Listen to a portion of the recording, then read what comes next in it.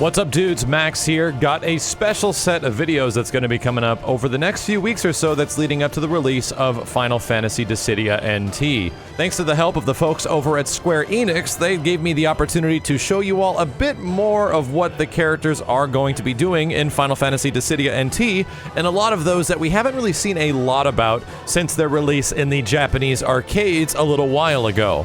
So of course, the characters that I really want to cover are a couple mainstays that we haven't seen a whole bunch of stuff on, if not really good clear footage, and the first one today is going to be Sephiroth, which should make a lot of sense because Final Fantasy VII still is to this day my favorite game of all time, and then one of my probable second favorite RPGs of all time right after that is Final Fantasy Tactics, especially War of the Lions, so in the next video we're definitely going to be covering Ramza.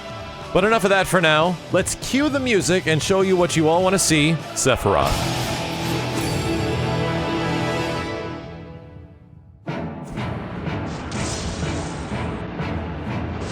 Death is too kind for them. Sephiroth's Bravery Attacks have some of the most ridiculous range in the entire game. No joke, this guy's sword is even bigger than I remember in Final Fantasy VII, which is good because it makes him that much more effective of a fighter, even though he can be kind of slow. Sephiroth's neutral ground Bravery Attack, which is 4 consecutive strikes, is most likely one of his best moves. It's good for damage, it's good for setting up wall rushes, and it has a unique mechanic which we'll talk about in just a second. His neutral aerial attack is mostly pretty similar to the one we just spoke about, which is multiple strikes setting up for wall combos, as well as some of the most flashy looking stuff in the game. But if you want to surprise the opponent, you absolutely want to go with forward plus the Brave Attack. This thing charges up a little bit at the start, but then suddenly Sephiroth is flying across the entire screen and is directly in your face. This chain is also as equally effective in the air, as it's pretty much the exact same move. Now, the interesting thing with these Brave Attacks we just mentioned is that it's directly tied with one of Sephiroth's unique abilities. As we all know, dashing is performed by pressing R1 on the controller in Dissidia NT. However, there is a way to make it work even faster with Sephiroth.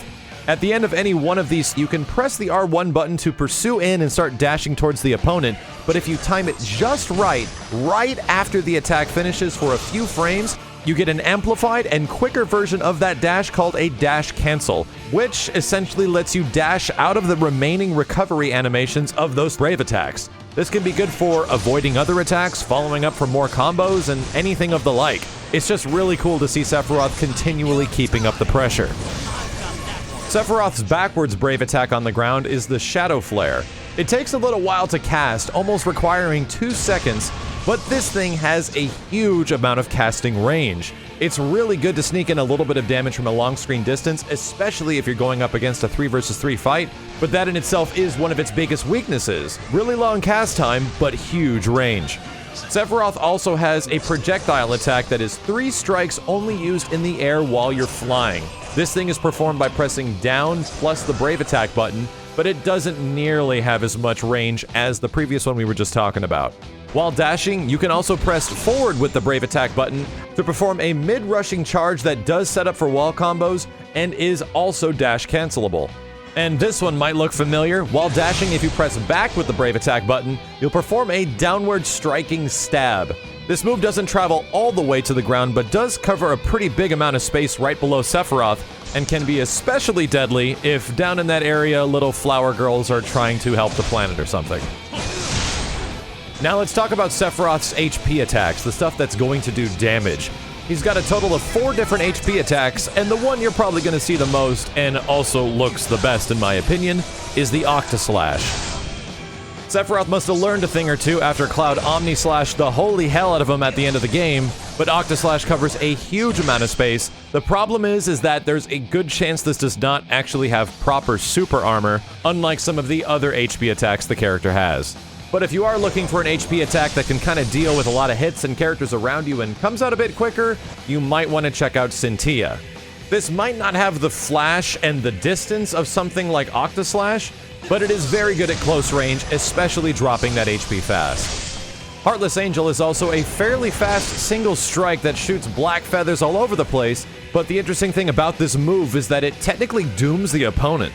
In a lot of Final Fantasy games, Doom essentially is a timer until your death, but in this one it directly affects your bravery gauge, breaking the character if your bravery does hit 0, and the only way to stop it from happening is to deal damage to Sephiroth after he hit you with it. And last but not least, most characters generally have an HP attack that is a long-range projectile of some kind, and that is the Black Materia.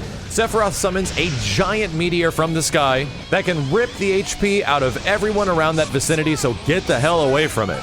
Sephiroth also has a unique EX skill called Genova, which covers a huge range around his character and begins to inflict slow on any enemies in that vicinity. Not only is this great for team composition because it allows your teammates to get in and get that damage, it's also great for Sephiroth because it allows him to fill the gap and rip away the opponent's HP with one of the most intimidating looking weapons in the game. Thicken the air with their ashes.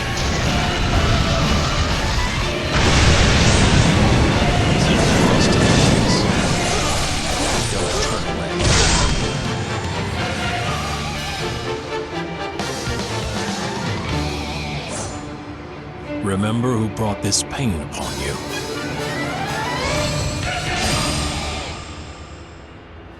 Thank you guys a ton for watching. Sephiroth is the first part to a total of 6 breakdowns I am going to do for Final Fantasy Dissidia NT leading up into the game's launch. Like I said earlier, the next one is going to focus on Ramza because, naturally, he is my second favorite Final Fantasy game of all time.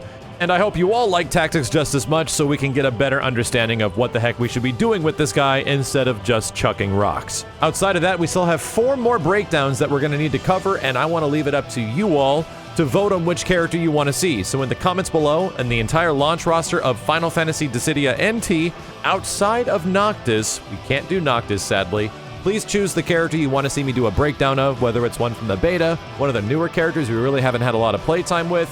Go ahead and leave me a comment below and I'll tackle it in a future video. Thank you guys a ton for watching. My name is Max, and I'll see you next time.